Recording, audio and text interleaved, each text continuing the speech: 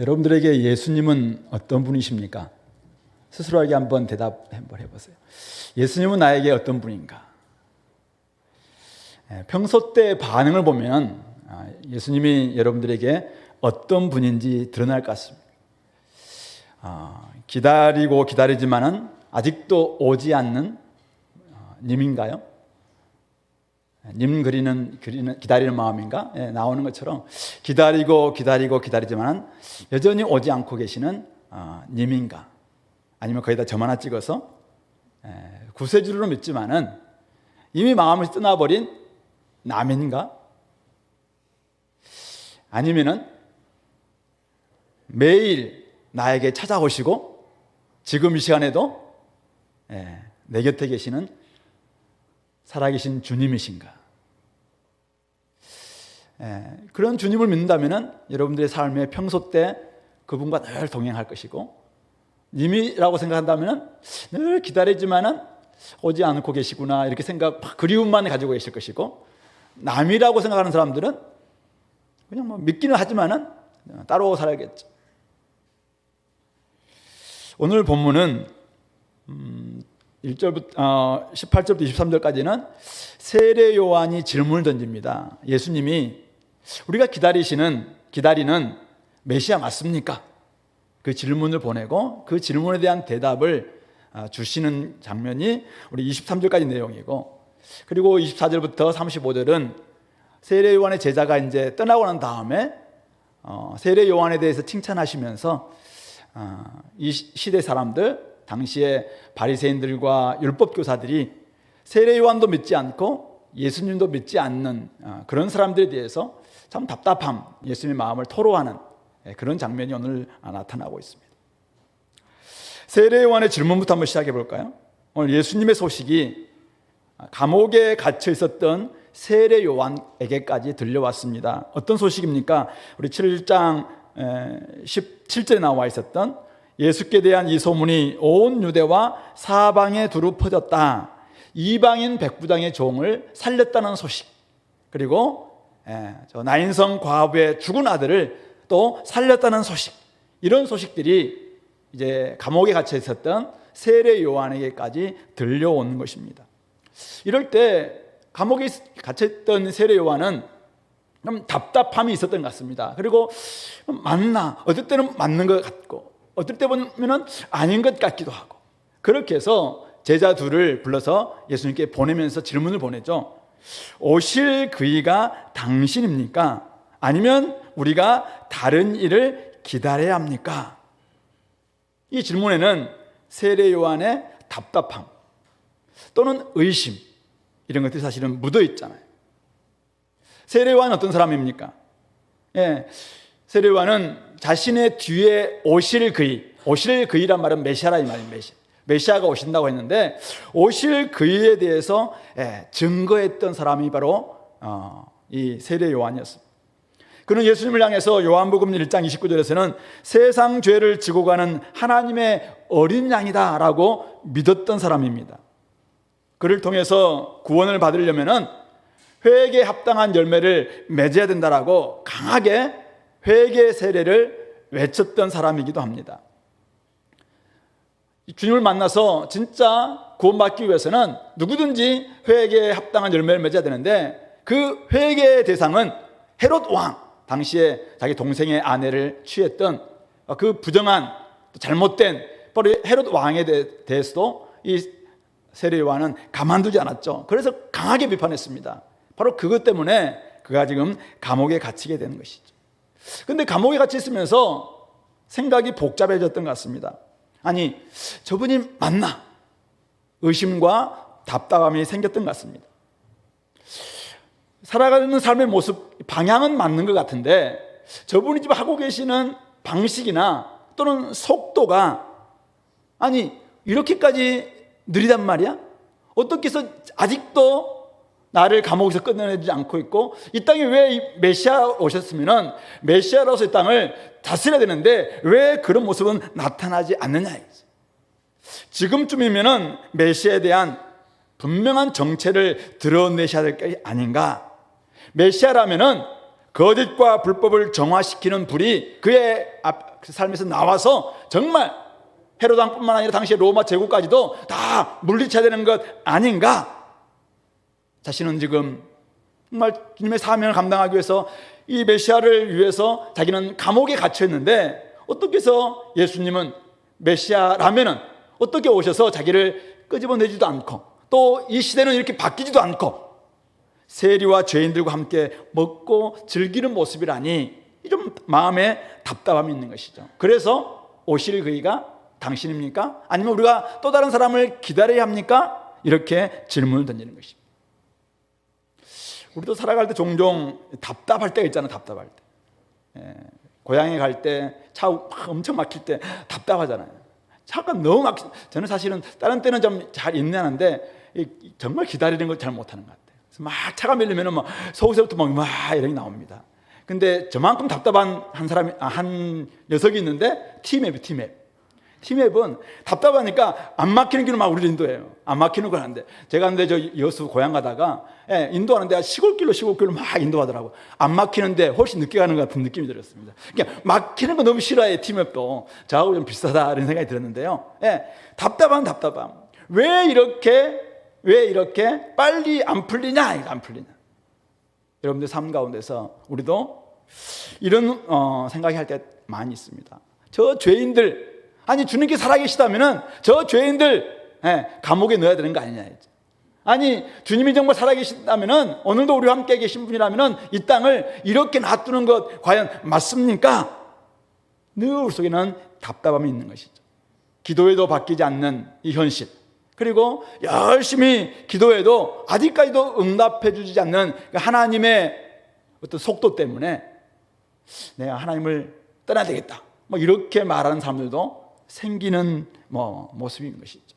하나님의 방식이나 속도 때문에 사실은 견디지 못하는 이런 모습들이 있는데, 오늘 세례 요한의 모습이 아닌가 이런 생각이 듭니다.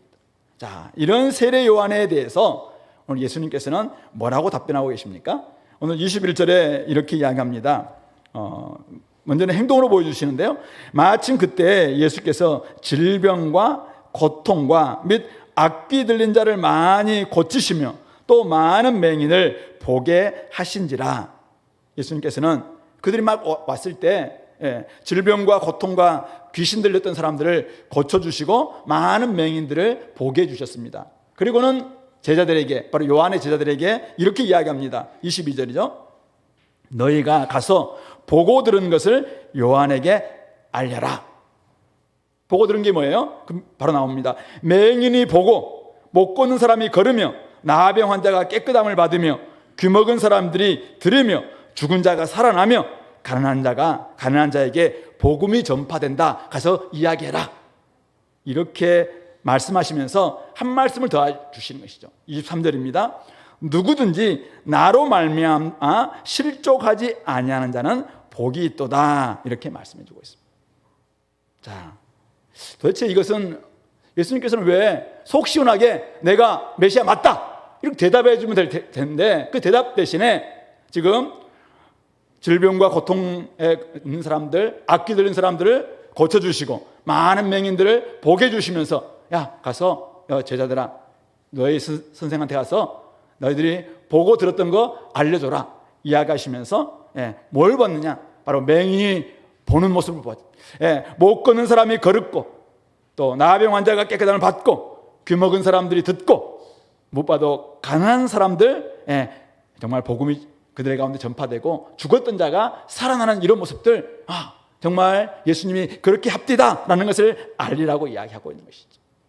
이 말씀은 우리 4장 18절 19절 보시면은 예수님이 나사렛 회당에서 공생애를 시작하실 때 사실은 읽었던 이사야 61장 1절 2절의 말씀을 사실은 어쩌면 반복하는 것일지도 모릅니다. 메시아가 온다면은, 메시아가 오면은 이런 일들이 벌어질 것이다, 그렇게 이야기를 하면서 주의 은혜에 바로 희년이 선포되는 때다라는 것을 말씀하시면서 자기가 그런 메시아다라는 것을 나사렛 회당에서 이야기했습니다. 뿐만 아닙니다.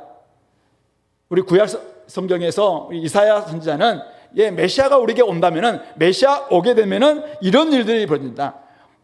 보지 못했던 사람들이 보게 될 것이고 못 듣는 사람들이 듣게 될 것이고 가난한 사람들에게 복음이 전파될 것이다 라는 이야기를 이사야 35장 5절부터 시작해서 여러 군데에서 이사야 선지자가 예수님이 오시기 전 700년 전에 예언하셨던 이사야 선지자가 그렇게 말씀하셨다는 것이죠.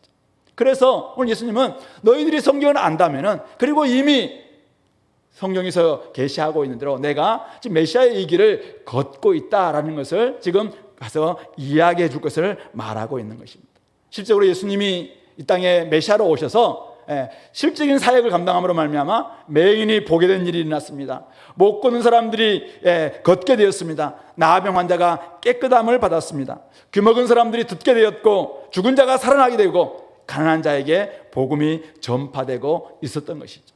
그러나 예수님은 정말 이 땅에서 단지 그런 사람들만을 위해서 오신 것이 아니라 나중에 십자가에서 죽으시고 부활하심으로 말미암아 이 땅에 진짜 하나님께서 원하셨던 구원과 그 다음에 천국을 이 땅에 이루기 위해서 예수님이 오신 진짜 사역이 남아있긴 해요. 근데 아직 그렇게 하기 위해서는 먼저 서서히 그런 지금 과정들을 거치고 나중에 때가 되어서 십자가에 죽으셔야 되고, 그리고 때가 되어서 부활하셔야 되고, 그리고 때가 되어서 승천하셔야 되고, 이런 여정들은 남아있는 것입니다.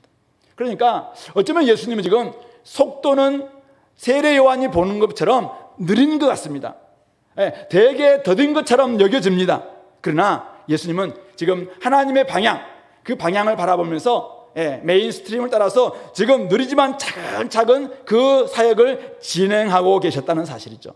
그러므로 오늘 제자들, 요한의 제자들에게 너희들이 가서 보고 들었던 것을 가서 이야기해라. 그리고 마지막 23절이 아주 중요한데, 23절, 누구든지 예수님으로 말미암아 나로 말미암아 실족하지 아니하는 자는 복이 있다, 이 말씀을 전해주고 계시는 것입니다. 예수님의 길, 예수님의 방식, 오늘 세례 요한의 기대보다 되게 느립니다. 예수님께서 걸어가셨던 삶의 모습은 세례 요한이 막 하셨던 것처럼 강하고 급한 막 바람을 일으키고 엄청난 심판을 막 예고하고 사람들을 정말 로마 압제를 무너지게 만들고, 그리고 잘못된 헤롯 왕도 정말 쫓겨나게 만들고, 이렇게 사실은 하기를 세례 요한은 기대했던 것이죠. 그러나 예수님은 지금 그런 큰 방향은 가지고 있지만은 속도는 천천히 나아가고 있는 것입니다. 속도는 느리고 답답하리만큼 더딥니다. 빠르지 않는 속도지만은 어쨌든 바른 방향, 지금 십자가를 향해서 나아가고 계시는 것입니다. 부활을 향해서 나아가고 계십니다. 천국이 땅에 임하는 그 방향을 향해서 나아가고 계시는 것입니다. 예수님은 이 땅에서 오셔서 정말 점진적으로 자기의 사역들을 서서히 지금 이루어가고 계시는 바로 이런 모습들. 그렇기 때문에 때로는 우리의 성질 급한 우리의 입장에서 보면은 답답할 수 있습니다. 느리기 때문에, 더디기 때문에 아니 꼭 저렇게 해야 되나, 이런 마음이 들 때도 있습니다. 그러나 중요한 것은 무엇입니까? 예수님으로 말미암아 실족하지 않는 것이 중요합니다. 계속 믿고 그 길을 의심하지 말고 계속 나아가는 것, 이것이 중요하다. 오늘 그 말씀을 우리에게 해주고 계시는 것입니다. 오늘 우리 삶 가운데서 이것을 한번 적용해 본다면 이거죠. 상황은 쉽게 변하지 않습니다. 사람들도 빨리 자라지 않습니다. 공부하는 학생들 성적은 빨리 오르지 않습니다. 교회도 사회도 언제쯤 변화될지 요원한 것 같습니다. 그래서 우리는 어떻게 생각합니까? 우리에게 하나님 좀 강한 능력 주십시오. 우리에게 그냥 좀 머리 주십시오. 우리에게 강한 카리스마를 주십시오. 그래서 이 답답한 현실을 좀 타개할 수 있도록, 그래서 좀 성경에서 나오는 이런 하나님의 속도 말고 내 나름대로 내가 원하는 대로 좀 이루어 주십시오. 이렇게 기도할 때가 얼마나 많냐. 아무리 기도해도 약하고 이 힘든 현실들이 바뀌지 않는 것 때문에 답답해서 하나님보다 더 빨리 우리가 어떤 것들을 이루고자 하는 이런 마음들 우리 가운데 생기는 것입니다. 바로 그들에게 오늘 예수님이 들려주신 것이 무엇입니까? 내가 하는 일들 통해서 내가 누군지를 봐야지. 예수님은 말씀의 근거에서 이사야 선지자 700년 전에 주셨던 그 말씀의 근거에서 메시아의 길을 걸어가고 있습니다. 예수님은 공생애 때 시작하실 때 나사렛 회당에서 말씀하셨던 그대로 여전히 주의 은혜의 희년을 선포하기 위해서 그 길을 걸어가고 계시는 것입니다. 하나님의 뜻을 따라서 하나님의 때에 맞춰서 당신의 일들을 지금 진행하고 계시다는 것입니다. 말씀에 어긋나지 않고 하나님 뜻에 어긋나지 않고 그분은 지금 그분의 방식대로 이 길을 걸어가고 계시는 것입니다. 그러므로 우리는 아버지의 정말 뜻을 제대로 안다면, 하나님을 제대로 우리가 믿는다면, 진짜 하나님이 우리 삶 가운데서 우리를 창조하시고 우리를 구속하시고 우리 하늘 아버지시다라는 것을 믿음이 명확하다면 주님 때문에, 주님으로 말미암아 실족하지 않고 계속 믿음을 유지하는 것, 믿음을 붙잡는 것, 이것이 바로 복받는 사람인 것을 기억하시기 바랍니다. 하나님의 비전과 방향을 따라서 묵묵히 그 길로 나아가면 된다는 사실입니다. 현실 때문에 실망하지 말라는 것입니다. 십자가의 방식이나 느린 속도 때문에 실족하지 말라고 말씀하고 계시는 것입니다. 오실 그의, 오늘 세례요한이 기다렸던 바로 그 오실 그이는 이미 오신 메시아입니다. 2023년을 살아가고 있는 저와 여러분들에게는 이미 이 땅에 오셨던 메시아입니다. 그리고 그분은 부활, 십자가를 죽으시고 부활하심으로 말미암아 승천하셨다가 이제는 내가 다시 오마 약속하신, 이제는 다시 오실 메시아이십니다. 이 사실을 정말 여러분들 믿는다면, 그분께서 우리에게 오시겠다, 다시 오시겠다 약속하시면서 오늘 우리에게 정말 계속 믿음을 유지하고 나로 말미암아 실족하지 말고 계속 믿음을 유지해라, 이렇게 말씀하고 계십니다. 그렇다면 이 땅에 쉽게 바뀌지 않는 것, 우리의 기도가 쉽게 응답되지 않는 것, 우리 주변이 여러 가지 문제로 인해서 아직도 좀 답답한 현실이 있는 것, 이것 때문에 낙심하거나 그것 때문에 실족하기보다는 주님이 어떤 분이신가라는 사실을 온전히 깨닫고 온전히 주님을 좀 기대하면서 주님께서 주님의 때에 주님의 방식으로 일하실 것이다, 그 믿음을 가지고 끝까지 묵묵히 이 길을 걸어가는 우리 공동체 다 될 수 있기를 간절히 소망합니다. 오늘 세례요한 보십시오. 이 사람 한때는 믿었던 사람입니다. 주의 길을 준비하며 섬겼던 사람입니다. 그런데 지금 고난을 받고 있습니다. 그러니까 너무나 낙심이 생기는 것이죠. 답답할 수 있습니다. 그러나 오늘 주님께서 말씀하십니다. 주님으로 인해서 실족하지 않는 자에게 복이 있다라고 이야기하고 있습니다. 주님의 때에 십자가에서 죽으시고 부활하셨습니다. 그때 놀라운 일이 일어났습니다. 하나님의 때에 부활 승천하시고 오순절 성령을 보내주셨습니다. 그때 교회에 놀라운 역사가 일어났습니다. 주님께서는 다시 오시겠다고 약속하셨습니다. 아직 오시지 않고 계십니다. 그러나 실족하지 마시기 바랍니다. 그분께서 하나님의 때에 오시는 바로 그날 우리 삶 가운데서는 놀라운 변화, 온전한 변화, 하나님 나라가 이 땅에 정말 이루어지는 엄청난 혁명적인 변화가 일어나게 될 것입니다. 요한계시록 이야기하고 있는 것처럼 새하늘과 새 땅이 임할 것입니다. 그날은 진짜 신혼의 날이 될 것입니다. 그동안 원수가 갚고 싶었던 사람들, 그동안 정말 나를 좀 답답하게 만들었던 이 모든 것들이 다 바르게 되는 엄청난 역사가 일어나는 날이 될 것입니다. 그날은 진짜 해방의 날이 될 것입니다. 그날은 진짜 주님께서 원하셨던 신년이 우리 가운데 선포되게 될 것입니다. 그러므로 그 속도가 우리의 기대했던 것보다도 아무리 늦는다 할지라도, 아무리 기다리고 2000년 동안 기다려도 아직 오시지 않고 계십니다. 그러나 우리가 진짜 주님을 믿는다면 주님의 속도, 주님의 때, 이것에 대해서 의심하기보다는 실족하지 않고 끝까지 주님을 부여잡고 나아가는 이런 사람들에게 복이 있다라는 사실을 기억하시기 바랍니다. 주님에 대한 믿음을 가지고 나아가시기 바랍니다. 실족하지 말고 계속해서 믿음을 가지고 기도해 나가시기 바랍니다. 하나님 나라가 실현되는 그날, 반전, 역전의 그날이 우리 가운데 찾아올 것입니다. 실족하지 않고 계속 믿음을 지켰던 사람들은 그날 탄성을 지르게 될 것입니다. 우리가 이겼다! 그동안 우리는 계속 지는 삶 같았어요. 그러나 우리는 계속해서 정말 너무 억울함만 당한 것 같았어요. 그러나 마지막 날 주님께서 다시 오시는 그날, 진짜 우리가 이겼구나, 우리가 승리했구나, 우리에게 주님께서는 결코 우리를 정말 실망시키지 않으셨구나, 이렇게 고백하게 될 것입니다. 그날을 소망하면서 여전히 믿음 부여잡고 걸어가는 우리 모든 공동체, 이곳에 계시는 모든 성도님들 될 수 있기를 간절히 소망합니다. 두 번째 본문인데요, 이제 24절부터 35절 보시면은 이제 요한의 제자들이 떠났죠. 예수님께서 무리들에게 요한에 대해서 이렇게 말씀하십니다. 너희가 무엇을 보려고 광야에 나갔더냐? 바람에 흔들리는 갈대냐? 유대 광야 그쪽에는 굉장히 갈대들이 많다고 하는데, 갈릴리 그쪽에 어쨌든 바람에 흔들리는 갈대가 아닌 건 분명한 것이죠. 그러면 너희가 무엇을 보려고 나갔더냐? 부드러운 옷 입은 사람이냐?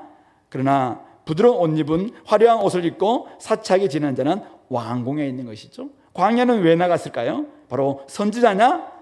옳다. 내가 너에게 이르노니 선지자보다도 훌륭한 자다.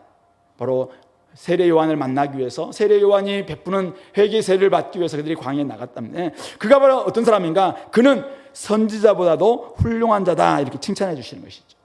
기록된 바 말라기 3장 1절에서 보라 내가 내 사자를 내 앞에 보내노니 그가 내 앞에서 내 길을 준비하리라. 이 말라기 선지자가 예수님 오시기 전 400년 전에 예언했었는데, 바로 그가 바로 이 사람이다.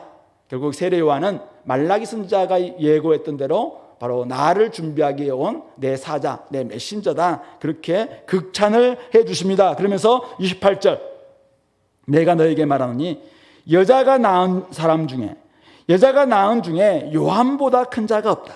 모든 사람들 가운데서 요한보다 큰 자가 없다. 이렇게 이야기합니다. 그러니까는 세례 요한에 대한 엄청난 평가죠. 아주 극찬 중에 극찬입니다. 칭찬해 주시는 것입니다.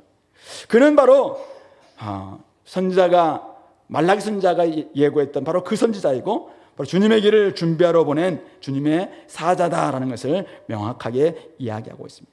사람들 그냥 쉽게 흔들리는 갈대처럼 이 사람에게 흔들리고 저 사람에게 흔들렸던 그런 사람이 이 세례 요한은 결코 아니라는 것입니다. 하나님 앞에서 변함없는 신실함과 신념을 가지고 하나님의 길을, 자신의 길을 걸어갔던 사람이 바로 세례 요한입니다.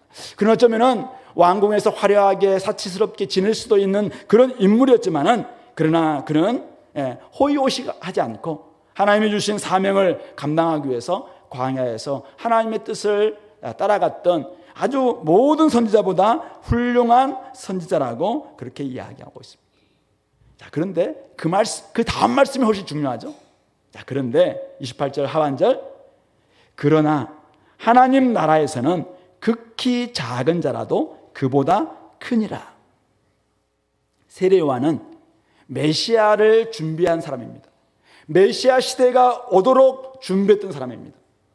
메시아가 누군지 아직까지도 제대로 깨닫지 못하고 그 안에 들어온 사람은 아닙니다. 그러나 메시아를 지금 예비했고, 메시아가 저분이시다라는 것을 계속 가르치면서 그 앞에서 회개를 해서 메시아를 만나라라고 사실은 준비했던 사람이 세례 요한이죠. 그래서 세례 요한의 역할은 엄청 큽니다.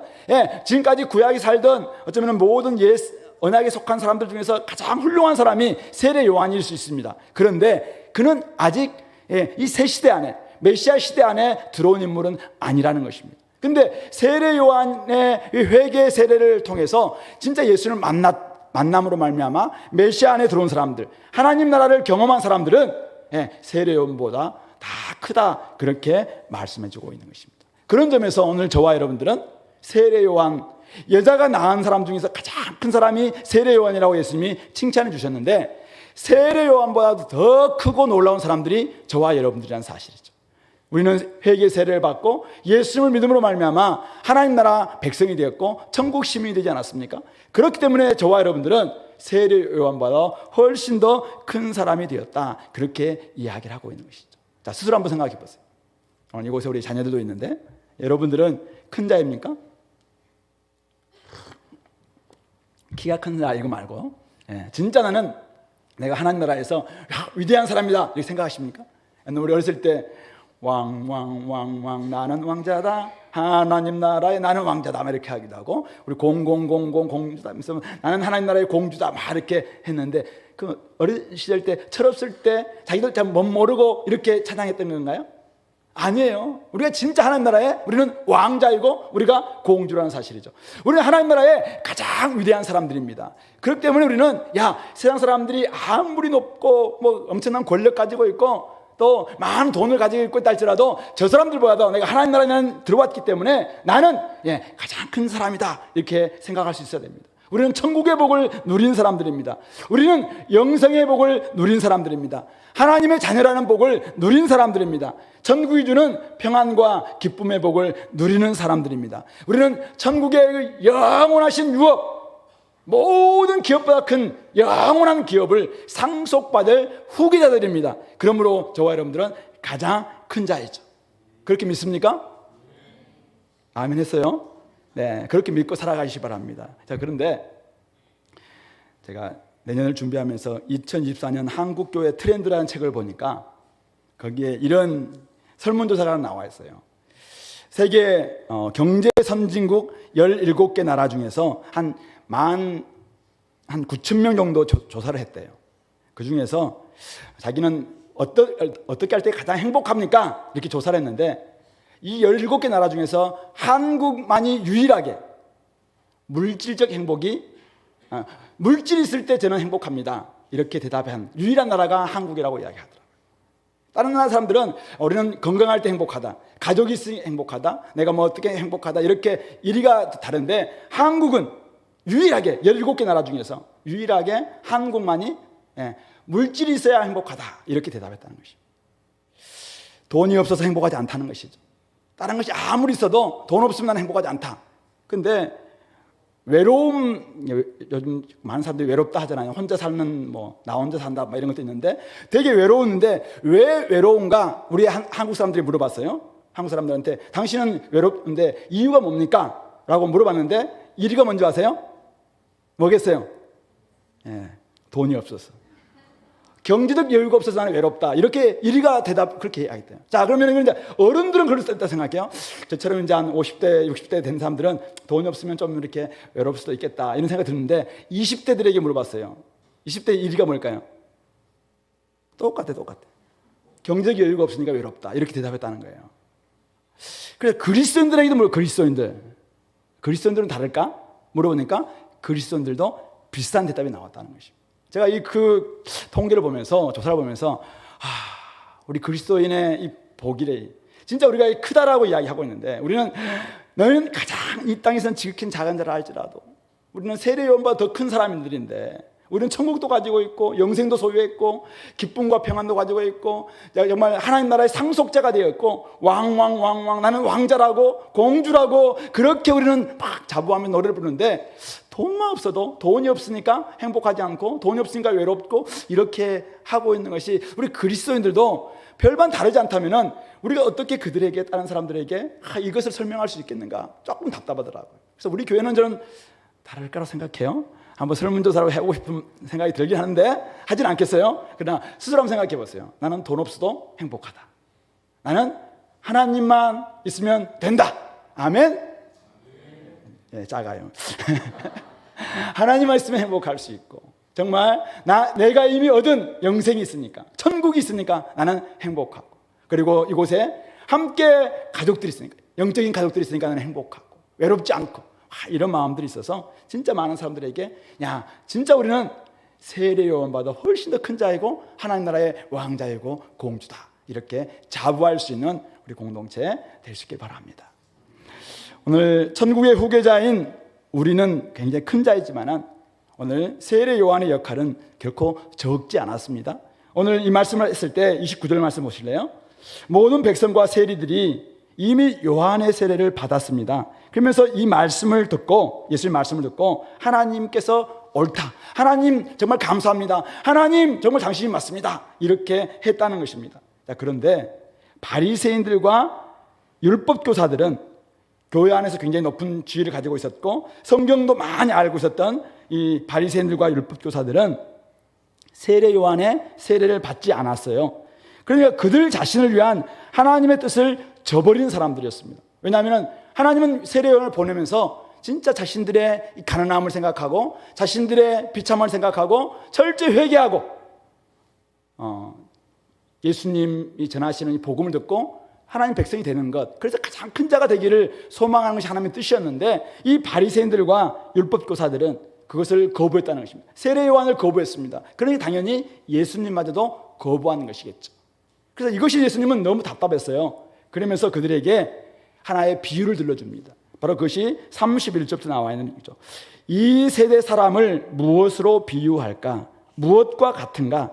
바리새인과 율법 교사들을 비롯해서 당시에 예수님과 세례 요한을 받아들이지 않았던 사람들을 이 세대 사람들이다 이렇게 이야기하고 있는데, 하나의 이야기를 들려줍니다. 그 이야기가 32절에 나와 있는 이야기입니다. 아이들이 시장터에서 놀고 있습니다.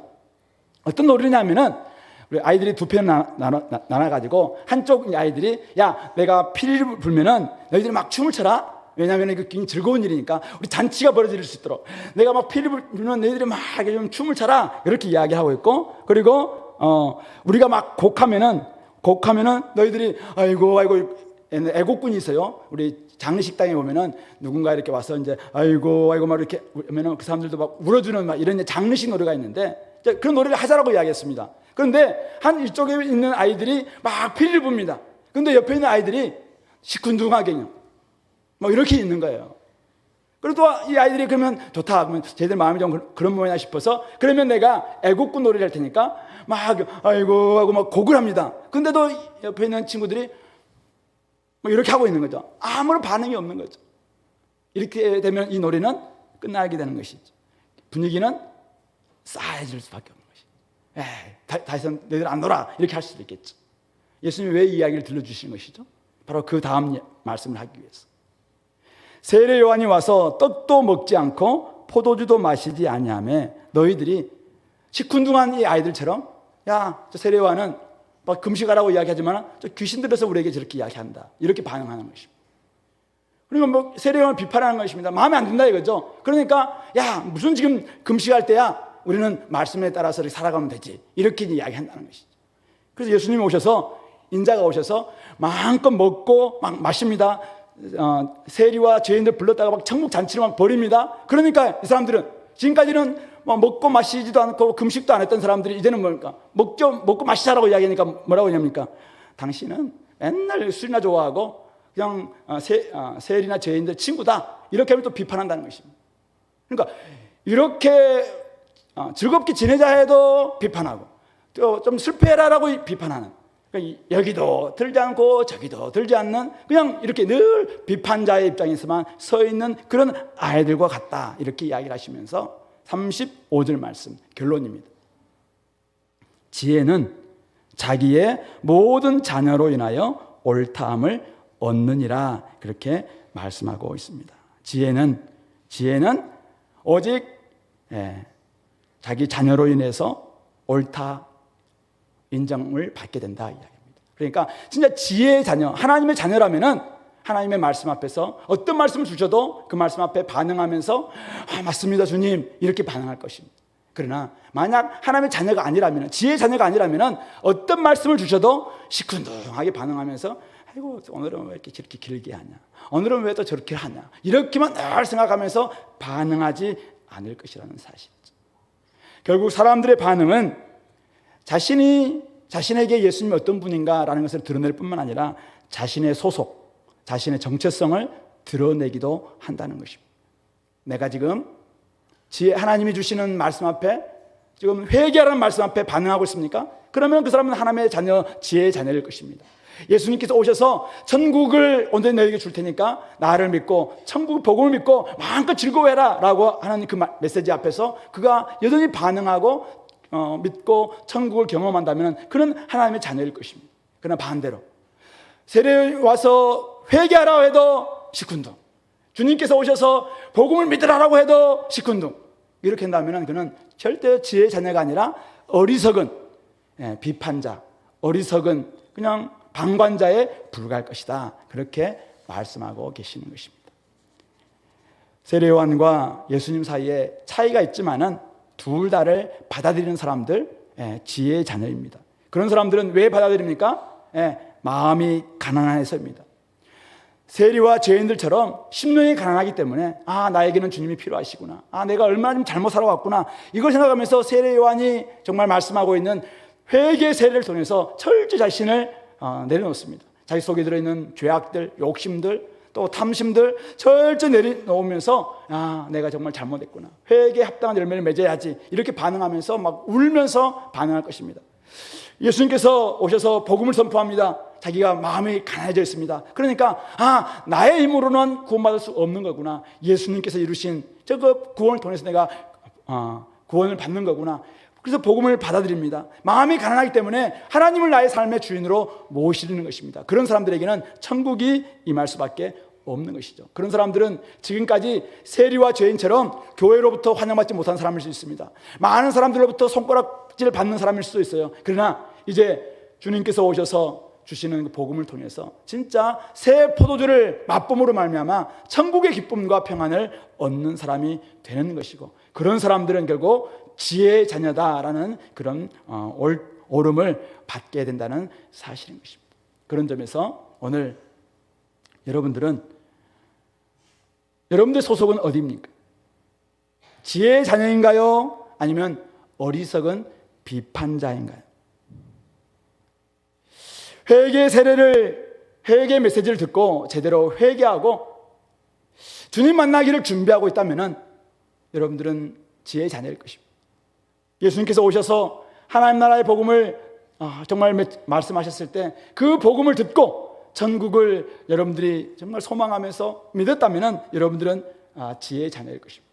그러나 어떤 메시지를 전해도 그냥 늘 방관자이고 또 나와 상관없다 이렇게 내친다면 결국 그는 항상 이곳에 있을지 모르지만 어리석은 비판자로서 살아갈 수밖에 없다는 것입니다. 옛날 제가 대학 시절 때 조금 이게 재밌는 이야기인데요. 재밌는 이야기예요. 웃어줘야 되는데. 네. 제가 사회학과를 다녔거든요. 80년대 사회학과들은 데모를 많이 했습니다. 우리 데모를 많이 하는데 우리 학생들 앞에서 이렇게 총회할 때마다 퀴즈를 내서 퀴즈를 내면 데모할 때마다 절대 빠지지 않는 사람은 누구입니까? 하고 우리 학생들 앞에서 퀴즈를 냅니다. 그러면 우리 학생들은 막 웃으면서 제자저 외칩니다. 그래서 교수님 한 분이 계시는데요. 이분은 한 번도 데모에 안 빠집니다. 왜냐하면 이분이 학생 처장인가 되는데 데모하지 말라고. 여러분들 이러면 안 됩니다. 네, 이렇게 나가서 데모하면 안 된다고 맨날 합니다. 이분은 항상 그 자리에 있는 거예요. 그러니까 우리 학생들이 늘 할 때마다 이제 저분은 우리가 요구하고 있는 것에 반대하는 분이에요. 그러니까 하는데도 불구하고 이분은 항상 학생들을 생각한다는 마음으로 우리 학교를 생각한다는 마음에서 여러분들 이러면 안 됩니다 하면서 늘 이렇게 가로막는 이런 분들이 이분이 계셨는데요. 지금 생각하니까 참 그분 대단한 분이라고 생각해요. 오늘 저는 여기 나와 있는 바리새인들과 율법 학자들 이런 사람들 예수님이 가시는 곳곳마다 이분들 늘 함께 있었습니다. 이들은 성경도 많이 알았습니다. 교회에서 높은 자리도 가지고 있었습니다. 그런데 세례 요한이 이 말씀을 전해도 그냥 이래서 싫다는 거죠. 예수님이 오셔서 이렇게 하라고 이야기해도 이래서 싫다 이렇게 이야기하고 있습니다. 마음이 가난하지 않기 때문에, 마음이 심령이 가난하지 않기 때문에 끊임없이 자기는 충분히 된다. 나는 이미 구원받았다. 나는 이미 하나님의 자녀다. 이렇게 생각하는 마음에서 어떤 메시지가 와도 그냥 외면하고 그냥 반응하지 않았다는 사실이죠. 이런 사람들은 참 주님을 답답하게 만드는 사람이 아닐까 이렇게 생각을 해봅니다. 어떤 사람이 목사들에게 참 좋은 성도일까? 하나님께 어떤 분들이 좋은 하나님의 자녀일까?